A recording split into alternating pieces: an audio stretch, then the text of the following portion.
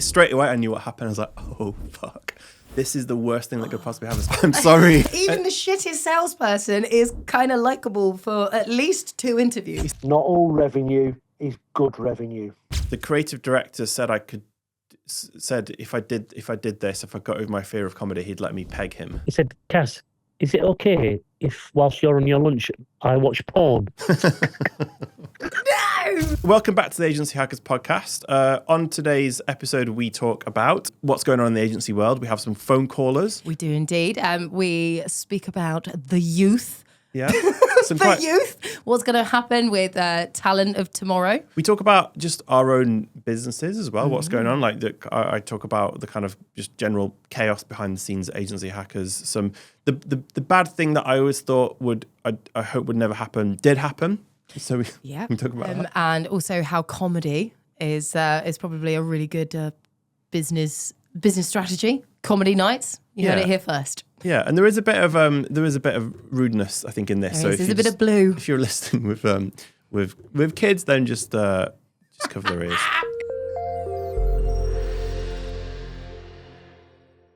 How are you doing then? Good to see you. Yeah, I know, it's nice, and it's nice to see you in a suit as well. Are you going to tell us why you look so smart today? Can I tell you, this is my new thing basically. Right.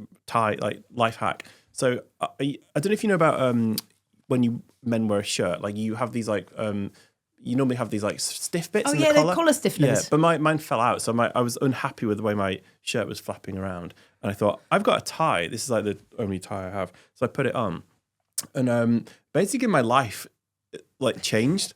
Your life changed. Yeah, so I turned up like on the team Zoom meeting, and everyone was like, oh, like they sort of sat up a bit straighter, and I got more respect from the team, and I took a screenshot of this actually. I was on a call with I don't know if you can see with a guy called Andy. Yeah. And he just turns up like this, and he's an American guy. I met him for the first time. He starts apologizing for like how he's dressed. He's like, oh no, normally I'm more like buttoned down than this. I was like, no, that's fine, it's cool. But I just felt like people just looked at me in different ways. So now I'm just always wearing a tie. I see, because when I saw you, I was like, you look smart, and you're like, yes. I bet you were being very cryptic about it. So I'm impressed. But it is definitely giving that. And it's an older generation thing, isn't it? You know, the little old man on a Sunday puts on his Sunday best and goes for a little walk, goes to church, and he puts on a tie and he's got a little pocket square. You're on the way, babe.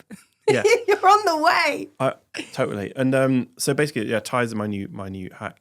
But what's been going on with you? I feel like everything's just going. We're at the point in our business where it looks good, but everything's basically just going wrong behind the scenes. Yeah. I mean, things are good for me. I mean, the last time we caught up, it was, we'd just sort of come back from Christmas. Everything felt like it was on fire. Everyone was starting to wake up. We've kind of got into this nice, cozy rhythm now. But I know it's all just going to be disrupted again because you've got Easter holidays that will inevitably be coming up, and then everything's going to get thrown out the window again. But it's just, I think it's always like this in agency world, right? Every time everything feels like it's settling down, something comes to just put a cat amongst the pigeons again. It just always feels like this. It feels like we're like, oh, cool, that's the fire. I always see myself as, I liken my job to, everything kind of goes on fire all at the same time. And I don't have necessarily the tools to put out all the fires. All I can do is move them around enough so that nothing quite gets burnt, but a few things might get singed. And I think that's what it is in agency, right? That's survivor. Yeah, that's good. You just go, oh, that's gone on fire. Okay, well, I can't put that out right now. So I'm just going to move that over there because that thing's a little less flammable than the thing over there. Okay, now this thing. And it just always feels like that. And I feel like I'm kind of in that stage where, it feels like everything feels like it's just about under control. So I know next week, so we're just going to go to shit again. Yeah. Well, there's always a bit of burnt toast, but recently we've had like some proper chip pan fires. Really? So because we run a lot of conferences and events, and if you think about what the worst possible, when you run events, the thing you kind of, the nightmare you have is like let's say you have an event and people turn up on the wrong day or something, or you give the wrong day out or whatever. And that happened. Someone turned up on the wrong day. No, so we had an event and we cancelled it because it wasn't going ahead, but we forgot to cancel it everywhere. Oh no! So people turned up. So I'm happily like, just at my desk, just living my good life, and then I get a call. The venue's not closed. I was like, straight away I knew what happened. I was like, oh fuck, this is the worst thing that could possibly happen. So we had people turn up at this event and we weren't there. So that's a win for me, isn't it? I mean, it is quite. It's that's not great, is it? When most It's of so your bad. business is Look, events. It's literally the nightmare that everyone has. But luckily, it was about because we cancelled it most places. But there was one calendar that nobody ever looks at. One Google Calendar account that we, for some reason, is like being abandoned. But some people still get stuff on it. And so there's only like 3 or 4 people. So I just had to. I got within 5 minutes of getting that call, I'd line biked. I got on a line bike. Were you wearing your tie? tie flapping, pedaling, and I just went and took them to the pub, and I just got there, and I was like, I'm sorry, I did that. I'm so sorry. You got on your knees. I got on my knees, and Don't do that in your nice suit. You'll ruin the knees in your. I wasn't thinking about my knees. I was thinking about my just reputation. What a loser I am. Oh my god. So that happened. Brilliant. Yeah. What else has been going on? I'm worried about like the other thing we're trying to do is we're trying to hire a salesperson.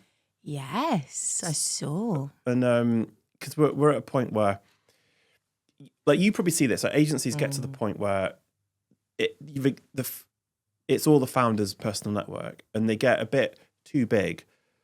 And they reach an altitude where the oxygen is a bit thinner, and you can't survive on the founder's like lungs anymore. I'm kind of torturing that metaphor, but and so we need to bring someone in to do sales, but I just don't know what a salesperson looks like. Right, this is such a big thing, isn't it? And I mean, I'm born and bred pure play salesperson. My entire career is sales. I worked in a call center. I've done door-to-door sales. I've literally done every sales job and management.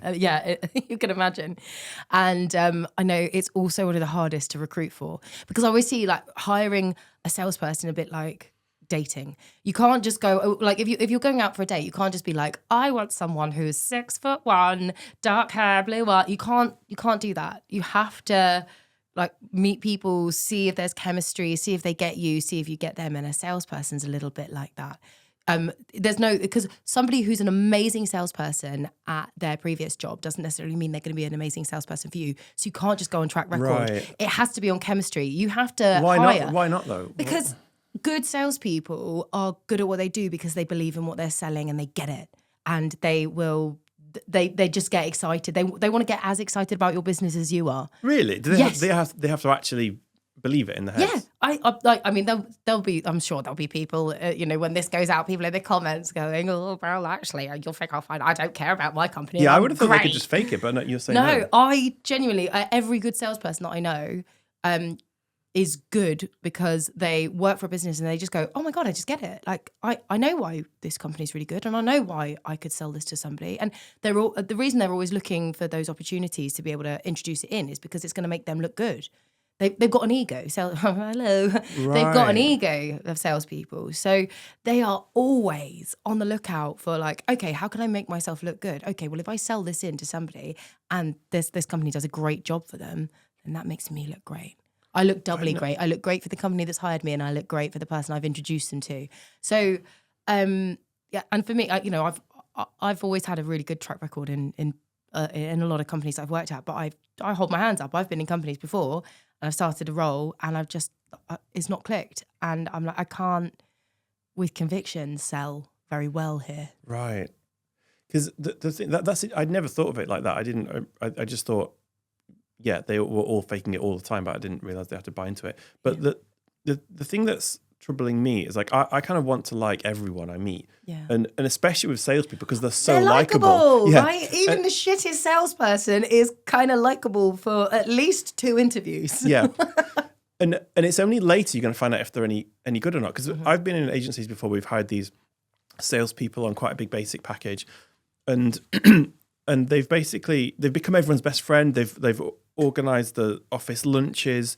They're like, hey guys, we need a system for like cleaning the kitchen. They're just like everyone's best friend. And then it takes you a while to realize actually they're not bringing anything in.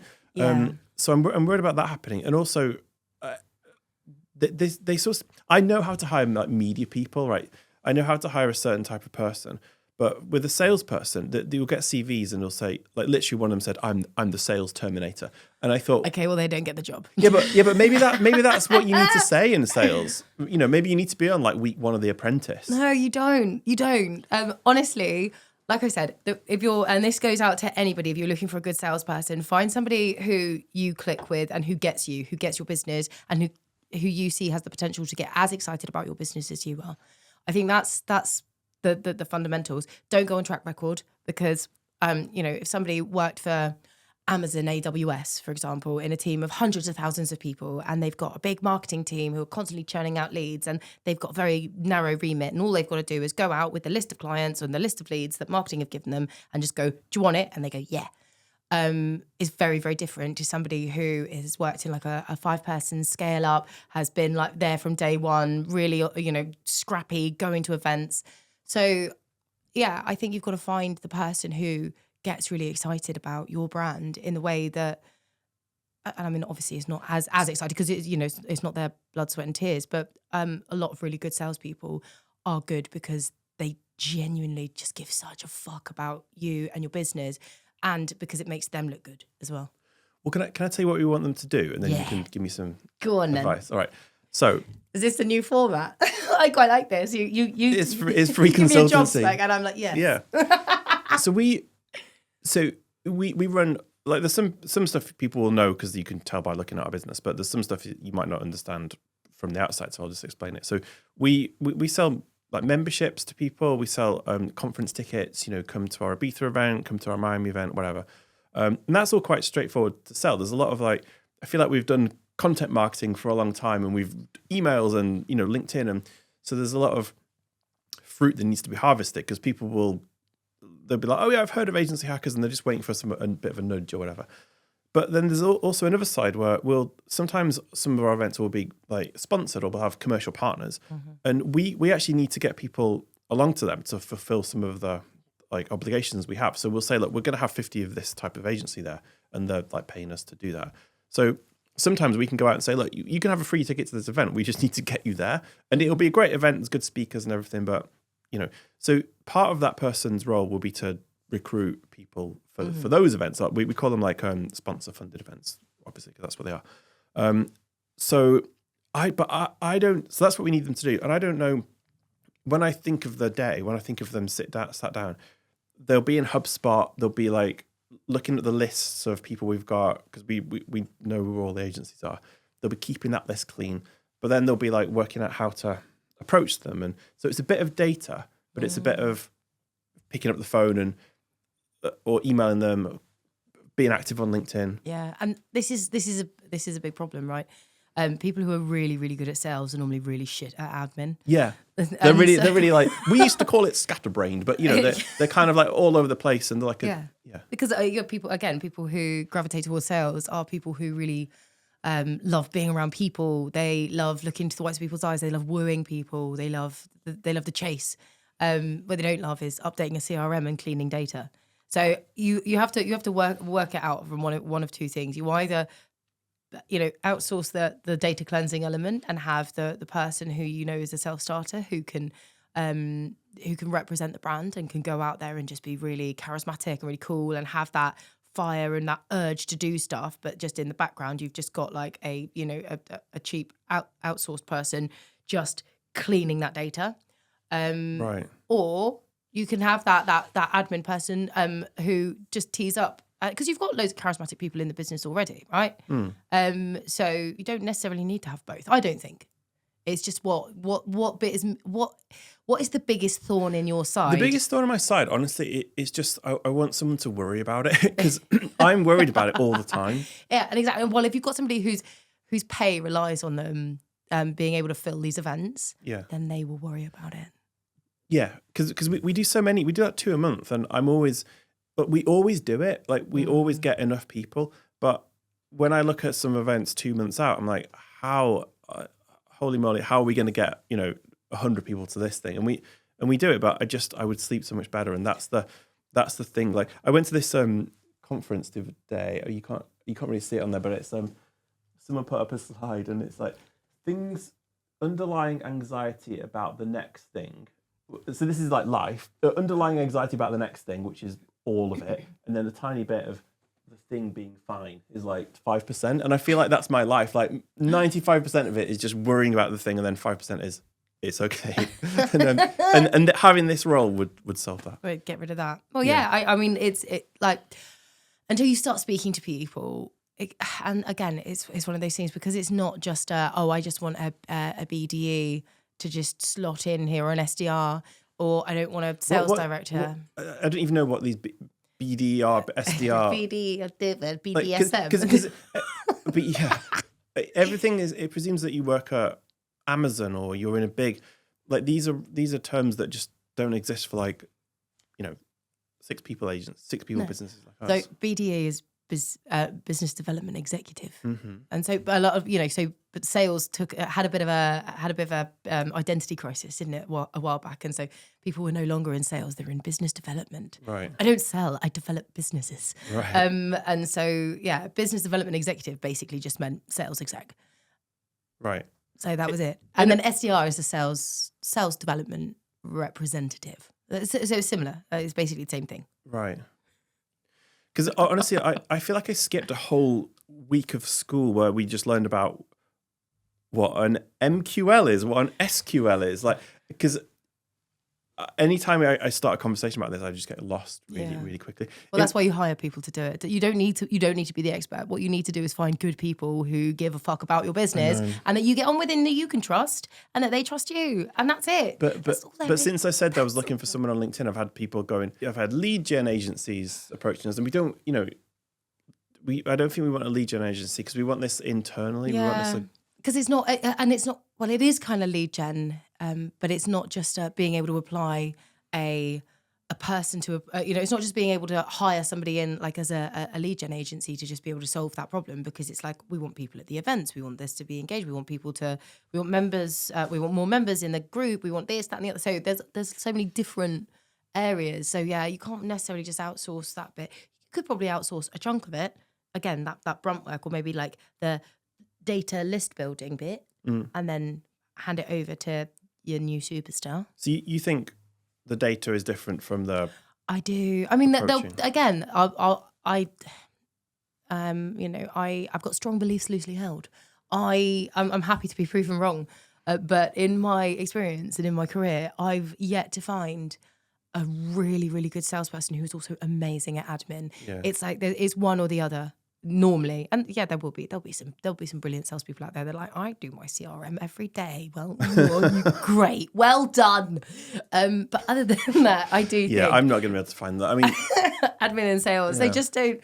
They don't tend to really exist in one person. And this is coming from someone who's rubbish at admin. I'm so bad. Yeah, that's fair. I feel like we've put this off for so long, and I feel like now is the right time because I think I'm getting better at managing people. Like I used to basically just not manage people and try and be their friend. And recently I've improved a bit because you've got a tie and now you're being you've been all businessy. This is it. You put on the tie and that's it. Now you're a boss babe. Hashtag boss babe. I was actually, for a joke, I did put HEO in my LinkedIn profile. And it was there for about a year. And I didn't realize that every time I popped up on LinkedIn, it went, Ian Harris, HEO. And everyone must have thought, what an absolute wanker. Because that is one of my pet peeves is mumpreneurs and CEOs. It's like, yeah. But we get the blame for that. Men get the blame for that because they're like, don't call them girl bosses. Like, you guys came up with that. We didn't make that up. That's not on us. Well, yeah. But It's more when they say female doctors or female lawyers. You know, when they say things like that, I think that's where the problem is if someone says a female doctor, it's like, well, would you say a male doctor? That's true. Yeah, yeah. Often women do that. Actually, have you noticed that? My mum said it was a lady. My mum said it was a lady pilot. Oh, yeah, but that's our parents' generation and are a little bit like that. Yeah. I imagine a lady pilot, she's got like a long Longchamp bag or something and to keep her like flight manuals in or something. A lady pilot. Let's not get cancelled. No. But yeah, I'm getting better at reminding people just because I'm a bit more clear about what I want. Like, and because what I do is I've written down the role profiles of people and I've described what the behaviors are. And I really sat and thought, what do I want from people? And a big part of it is I want you to just do stuff without always checking with me. Like, we spoke about this last time, didn't we? The high agency individual. Yeah, high agency. Yeah, and that's starting to work. Like, people have meetings without me. People. So I was in New York a couple of weeks ago running an event, and I was, because of the time difference, I was in bed, and it suddenly occurred to me that in London we had this whole event going on for 80 people. I didn't know any of those 80 people. I didn't know what was happening at the event. Amazing. And I was just like asleep. That's unheard of. That's brilliant. Yeah, it's cool. Great. I'm very convinced. I'm very convinced comedy is the way to market things. Yeah. And I almost don't want to say this on this podcast because I think, like, I want people to steal it, but I also don't want them to steal this idea. But we were in New York. Here's in proof I went to New York, the Naked Cowboy. Beautiful. We don't really know people in the States particularly because agency hackers, it's just, we're mostly in the UK. Yeah. We're trying to grow, but we don't really know many people there. And we're trying to do these quarterly events to build an audience. And one thing that really worked this time is we did a comedy show. So we did like agency comedy night, which you come to. Yeah, I love the agency comedy night. I'm the professional heckler. I love it. Yeah. I love a good heckle. Oh, but always supportive. I'm a supportive heckler. You are a supportive heckler. I'm not a nasty heckler. But anyway, how did it go in New York? It went well. So we did it at Rodney's. Every company's a family, right? Every company's a family until there's a budget issue. And then some of the family members gotta go. Right? That's the only family where that happens. Yeah. Right? I won't play all of it, but we all the jokes were about agencies. Like, we had these about 6-7 comedians all from the New York agency scene, and I wasn't sure what the tone would be because some of the stuff's quite filthy in London, but it's America. But this woman walks on stage and she's like, the creative director said if I did this, if I got over my fear of comedy, he'd let me peg him. So I was like, okay. Like, the tone has been set. Yeah, that's it from the get-go. Wow. But yeah, we had I decided to do it like a month before the event, so we only had 4 weeks to do it, and we got 100 people there, none of whom we knew at all. But people just loved the idea of a comedy show. So. Well, I think, with everything that's going on in the world, it's just nice to have a laugh, isn't it? It's just nice to laugh. I mean, I've always thought that the agency comedy nights that you've run are brilliant. I love them. And they've always been my favourite things to come along to because, you do still end up networking, you meet a few people, but it's just really nice. I think you guys get it quite spot on in running events that people want to go to, not necessarily because it ticks a box in I must go to this event because I'm a business person and this is a business event. And if I go to business events, I make more business. You tend to make events that people go, oh yeah, like I fancy doing that. That's a good thing. I'm worried at the moment because I feel like our events are getting a bit stale because we do feedback after our events and we're getting the highest feedback we've ever got. People saying, this is great, you've nailed the format, perfect. We used to get feedback like, this was a bit unprofessional, this was late, the speakers weren't very good. Now we never get any of that. So good feedback, but we're seeing fewer people attending and it's harder. Yeah. And I think it's just like the format's getting a bit stale. And also what everyone says they want is more networking. Yeah, it's like, I mean, that's what I've always really enjoyed about events anyway. And I always think, and no offense to the speakers, I think the speakers are always great. Don't worry.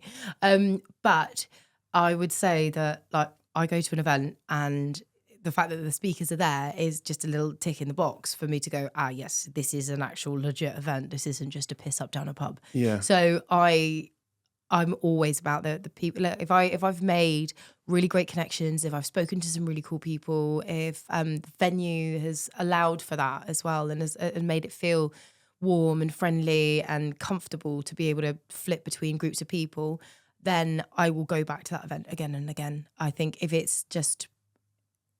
just going on the speakers, I wouldn't. Yeah. But the problem is, people think they don't want the networking. Yeah, like if you say, hey, come along and network, nobody will come. So you've got to have the speakers, but then when they get there, they're like, I don't want the speakers. I just want to talk to all these people. Or you say that. I mean, I run an event as well once a quarter, and it's not anything on the scale that you guys do, but and it's down in Bournemouth, and it's called Speakeasy, and we literally just said we're gonna do no agenda, networking, no, like we don't have sponsors, we don't, and all we do is we find a venue once a quarter, and we go to like a local pub, and we say, hey, we'll be bringing you 60 to 100. Agency leaders and students and everyone in between who just come down, and everyone buys their own drinks. And people message me all the time like, when's the next one? When's the next one? And we consistently always get over 60 coming. We pay nothing. It's run by volunteers. Everyone pays for their own drinks. And it's consistently 60 to 100 people every time in a pub. And so people do still like that. There is still that spark to want to do it, because also as well, you remember, I mean, and yes, okay, a lot of us are all moving back into the office, and, you know, if some people have their way in Parliament, everyone will be back in the office all the time. But there is still that hybrid work mentality where we do miss that after work couple of pints. Like, so I think that people do really still crave that connection, still want to go out and see people after work. I mean, and look at, you know, in Hackers WhatsApp chat, only yesterday, somebody put out there and said, oh, hey, I'm going to be in this area. Is anyone around for a drink? And it's just, so people still just want to connect with people. It's not necessarily that they want to go and be lectured on like the 7 do's and don'ts of marketing all the time. No. And I feel like we've got to make it less random, because the thing with networking is it's a bit, especially if it's like if we do it after the event, it's a bit like you might bump into someone. That's cool. But what I dream of, what I think would be great, is if you knew exactly who you're going to sit with. Like there's an event called SaaStock, and in Ireland, and they have, you know, what table you're going to be on. Yeah. And they do like one-to-ones, and I just think we have to do that, because we sort of sell the audience to each other, if you know what I mean. And so we're trying to reinvent our events at the moment. Don't go too far from it, because I do think that Hackers have still got a core of what's good. And you're right, you're going to get people falling off. And, you know, we've built, I say we, but like, you know, and I've been part of Hackers for years. And, you know, I've been to 3 Ibithas, I've been to multiple comedy nights. You know, I feel like Hackers is a community that I'm very much part of. So I do refer to it sometimes as we. Yeah, you have every right to. Thank you. And so I will continue. So we've done this. No, I do think that we've built this really, really cool community, and I've made some of the best friends of my life in Hackers from Hackers events. And so the problem that you also have on the flip side of that is that sometimes things can get a bit cliquey, because you've got the core group, right? You've got the same as in Ibiza, you know, you've got the same people, like the first timers, then the second timers, then the third timers, and you know, us little ragtag little group of Ibiza gang. So people from the outside looking in might feel like, oh, that's a bit cliquey. And then the people who come in that are new and aren't in that core group might also feel it a little bit. So there is that as well. Right? Well, the thing is that the thing that you're touching on as well is like from a business perspective, from Agency Hackers, like we want everyone to be friends, and we want them to meet.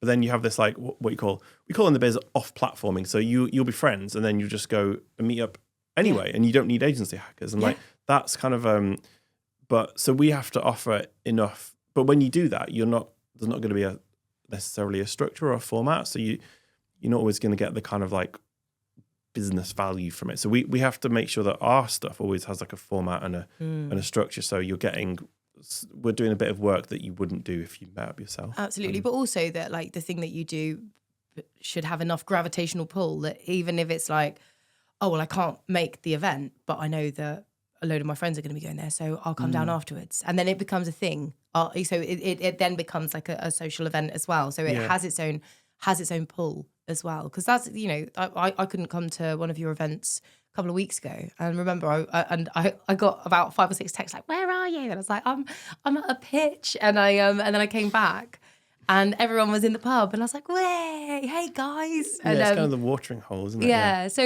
it's I think there's something really special in that community, and you don't want to go too far from it. But I totally recognise that there's going to need to be ways of switching it up, because we're just fickle, aren't we? People are just fickle, and what we were really interested in last year might not be what we're interested in this year or next year, for that matter. Yeah, someone was telling me a good story the other day, because we're going to talk about what is happening on the agency scene, but I thought we'd do a few phone-ins. So I asked people for like funny stories and things that have happened to them, and one of them was Kaz. So should we just try and see if we can get? Oh yeah. I'm going to see if this works. Kaz runs a business called Wow, the Wow Group. Good afternoon. Kaz, you're live. Hi, You're live on the Agency Hackers podcast. Hey Kaz, how you doing? Oh my goodness. Hi, you're good. You're good. Yeah. So you were telling us you were telling us a funny funny story the other day. Now this I don't know much about it, but I know it might be we might need to have an 18 warning on this podcast. It's a bit blue. I like a bit of blue.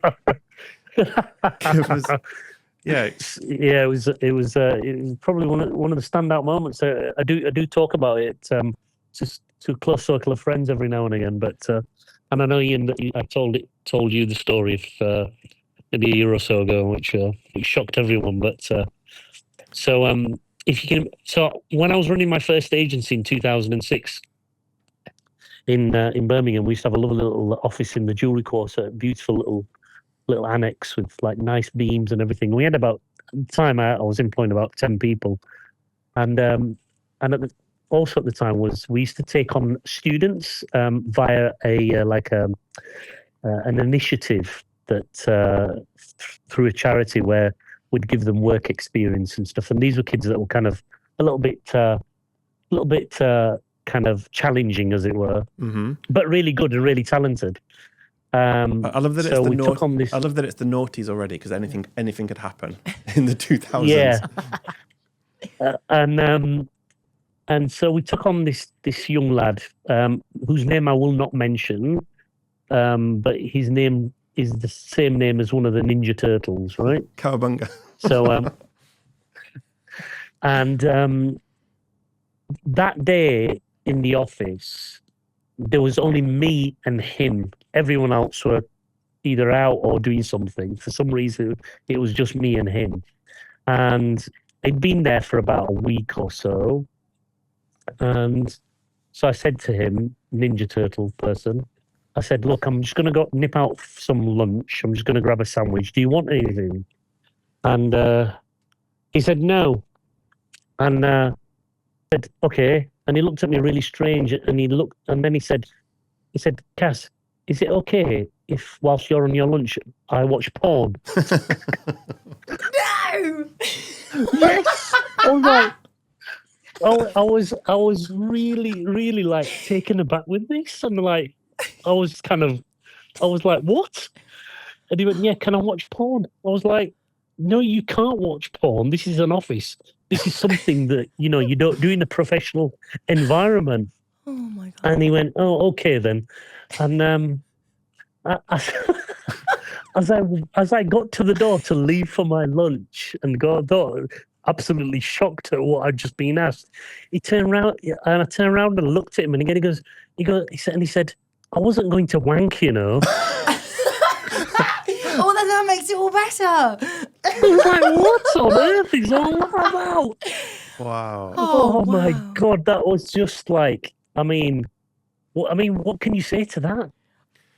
Kaz, you were there doing God's work, Kaz, and then this guy. What happened? Yeah. What did we? I mean, did we even have internet porn in the mid noughties? We didn't. We just got ceramic hair straighteners. We just got the frappuccino. Well, Oh, yeah. I've seen photos of you. You definitely had a straightened hair for a bit, didn't you, Ian? I did actually, yeah. I got my GHDs. But yeah, what did you do, Kaz?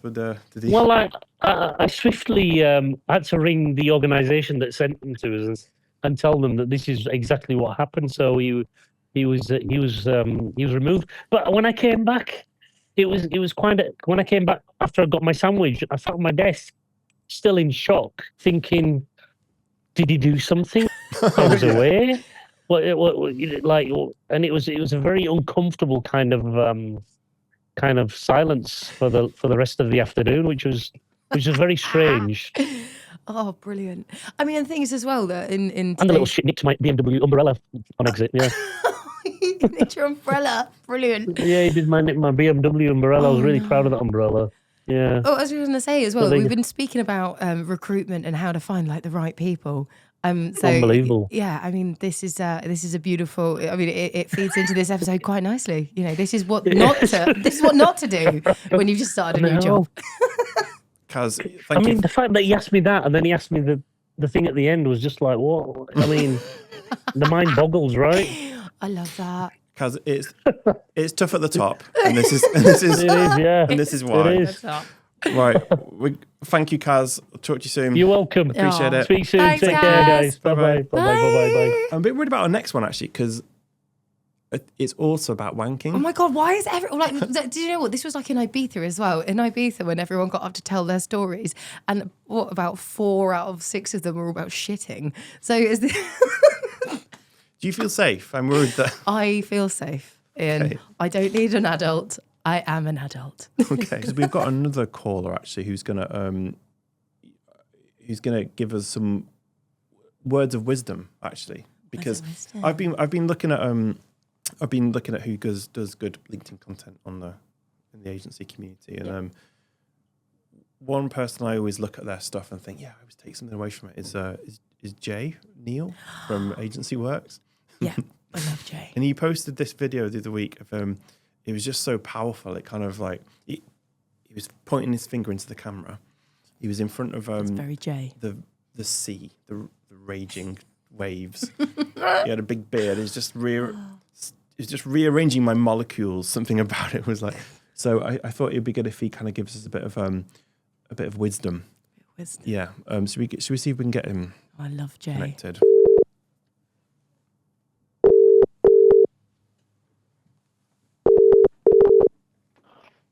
Ian, Here he is, Jay. You're live on the Agency Hackers podcast, Hey. but you're not actually live. You're hey recording Ian, it. how are you, mate? I'm good, thank you. Yeah. We were just saying we like your content, and we My just content On LinkedIn, Jay. on LinkedIn. I like that content. Right, that's fine then. How are you? That sounds like the amazing Becky Willis. It is, my darling. Hello, Becky's here. babe. Becky's How here. are you? I'm good. Thanks. Fantastic. Jay- What a pleasant surprise to hear from you, Pat. Jay came to our New York comedy night actually. Yeah, we're looking for some words of wisdom, Jay, because you're always good Words on. of wisdom. You're always good on the the inspirational content. Just your coastal. Oh. You're like a kind of coastal Tony Robbins sometimes. But Coastal Tony Robbins. I love it. yeah, have you got? Well, I'm looking more like Gandalf the Grey these days, aren't I? Have you got? We thought we could make you a regular if this goes well. Have you got anything? Have you got anything for us? Have I got anything for you on the hop like this? Yeah. Well, I'll tell you what. Here's a good one for you. Are you sitting down? We are. Yep. Are you comfortable?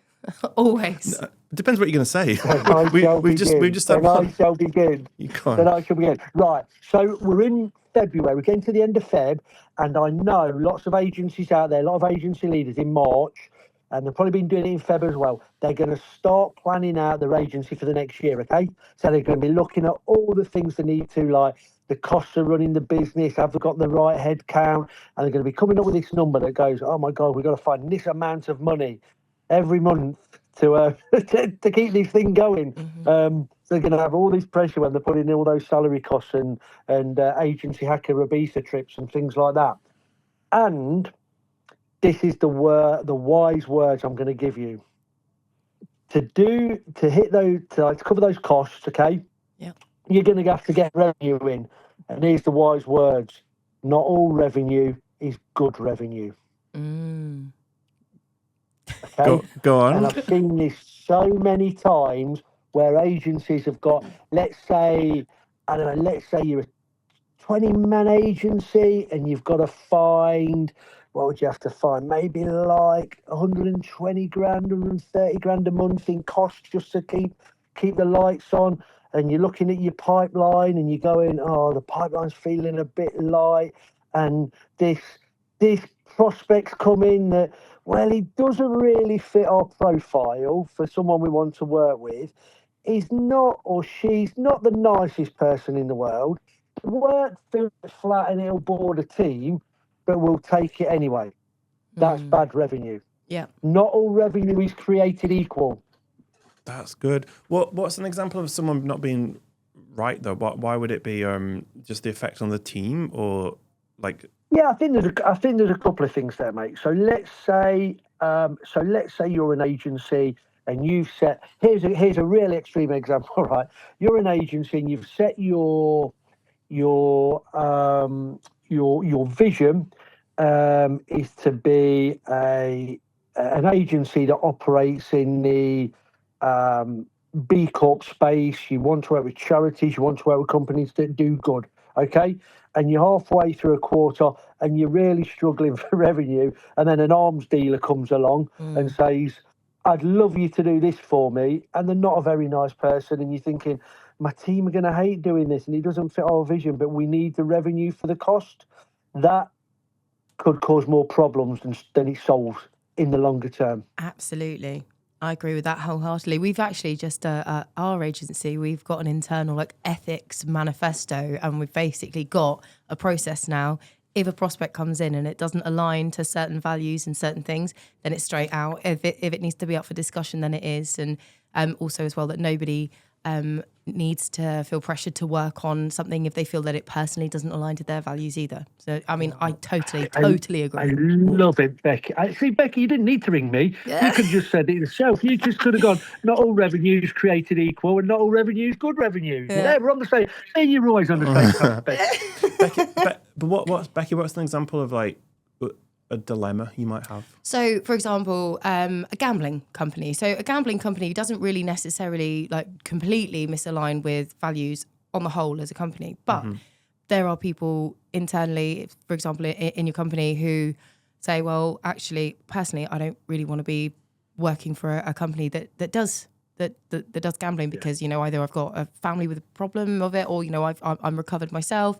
So, that's one where it's a bit of a dilemma because it's like, well, technically it's just a gaming platform, but actually it's feeding the gambling ecosphere. And actually, I know one agency, and I won't name names. They were a tobacco company approached them, but to create online games, nothing to do with the cigarettes, but to try and gather data to try and then invite people to events, because then when you're in events, you can actually market cigarettes and tobacco products in person. So they were creating a gaming platform to get people hooked on the games, to then get them invited into in-person gaming events, to then be able to market cigarettes to them. It's very dodgy. That's genius. I mean, I Of course you love it. I love it. I feel like that should be like in a James Bond film. I like that.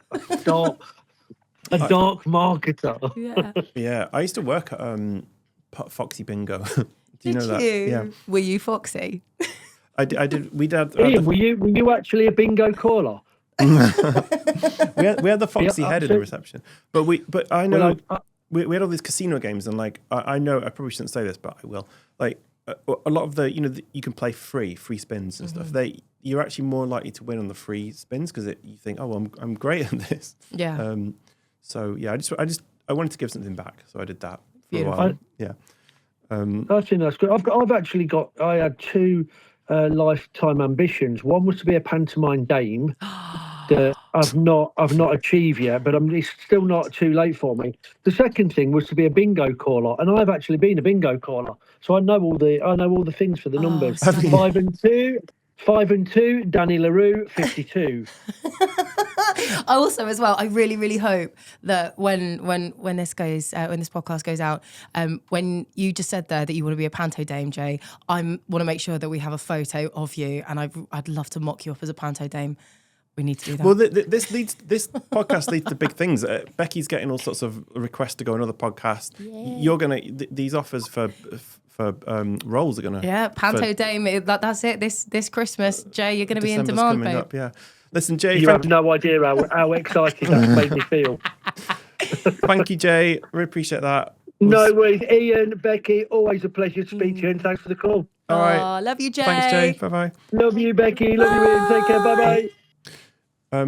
Love Jay, but honestly, Jay as a panto dame would do something to my soul. It would be like a balm for my soul that I never thought I needed.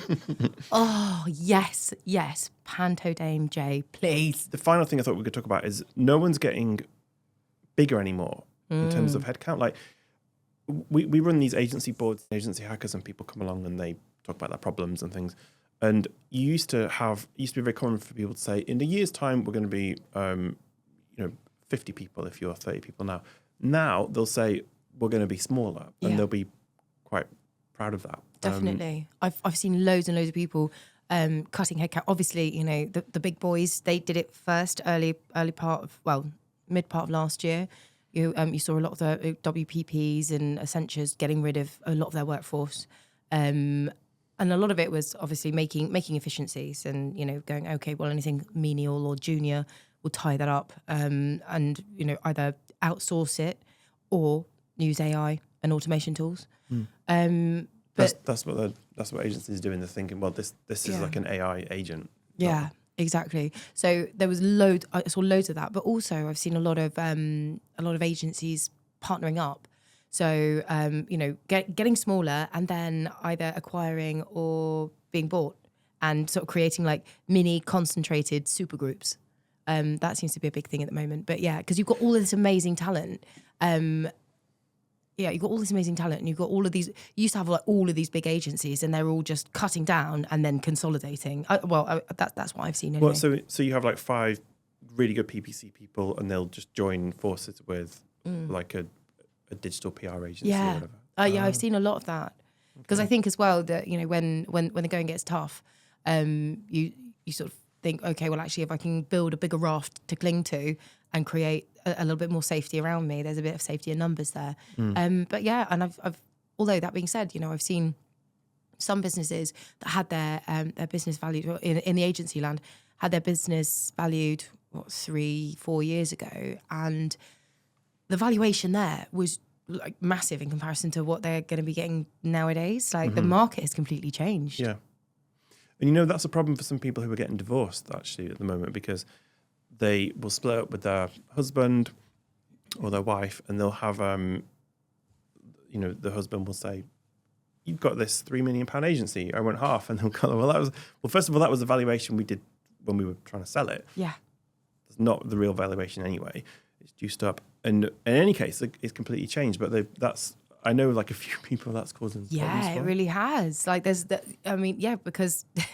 when you're trying to get when things are good and you're trying to get a good valuation, you might embellish a little bit. You do.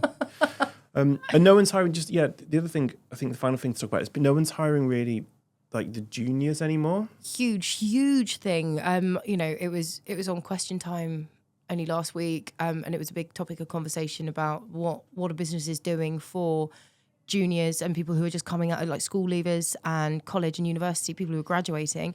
But I've noticed it in events as well. I've spoken to so many people at events who are grads or at sort of apprentice level, and they're struggling to find roles, particularly in agency.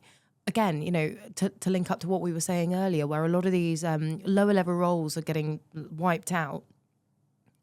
Senior people who are, with all the experience and the big thinking and the problem solving, they're staying. The middle management are sort of being thinned out a little bit, and then the juniors who are just starting out in their career, who are supposed to be learning to be like the next generation's big thinkers.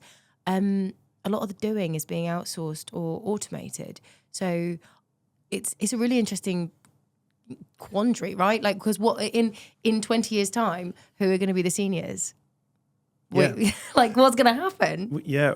And I mean, agency leaders I think most of them have never been very good at managing junior people anyway, because especially not remotely. Like, no way remotely are they getting what they need, you know, because you it's crazy how explicit you actually have to be with people. You know, you need to get up in the morning more than 10 minutes before you're due on a Zoom.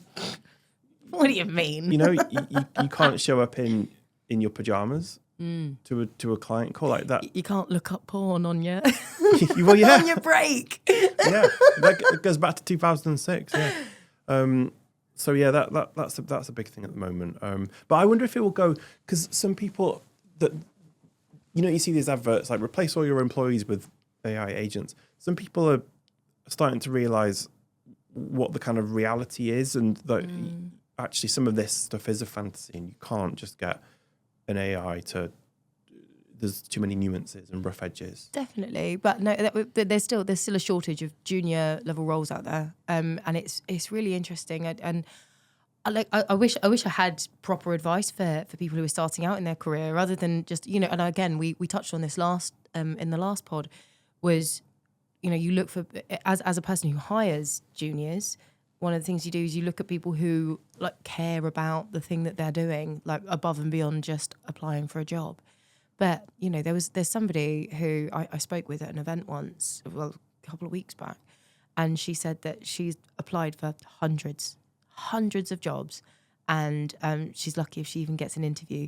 And there's some that, there's some that she should be overqualified for, really, but she's just not getting a look in. And so it's really interesting, you know. I'd be keen to see how things play out over the next few years for juniors, because otherwise, we're going to be in a point where we're absolutely fucked, because we're not going to have the great middleweights and the great seniors in a few years' time, because we're not filling up from the bottom as people are, you know, moving up through the ranks or retiring. We've not really got anyone coming up through the other end. Yeah, I feel like, because I've got 3 teenage daughters, and I sometimes feel like, if I was a better parent, what I would do. If I was a better parent, I would like take all the junk out of the spare room, have 3 proper Macs in there, where not laptops, so they can just go and watch TikTok on their bed or whatever, but like, you know, fix the wall, and they just learn AI stuff in there. Because I just think, like, most people, we're in an industry where people are talking about AI a lot, but in normal businesses,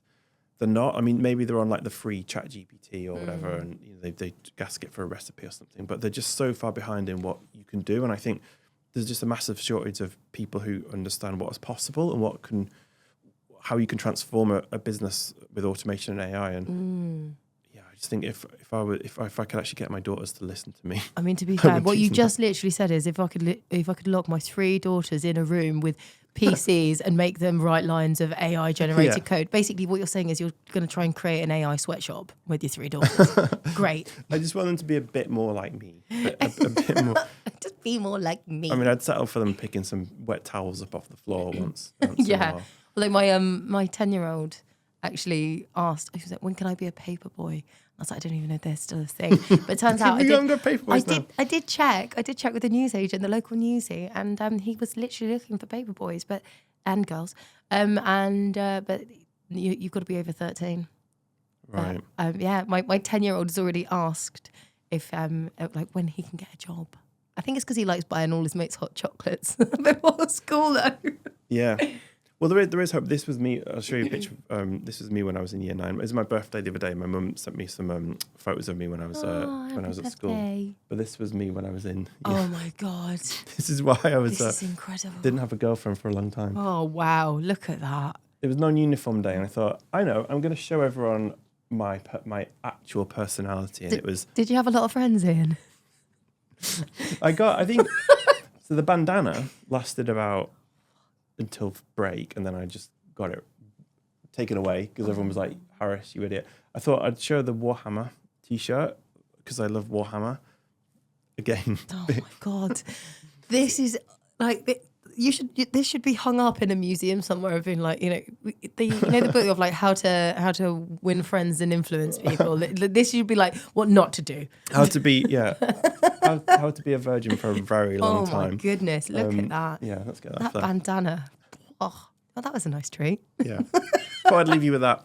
So, cool. Well, let's thank you for doing this again. And Right. yeah, well, if you want to ring up next time, you can let me or Becky know. If you've got a story you want to call in, we're doing more phone-ins. Let us know, and we'll Yeah, that's the pod. that's exciting.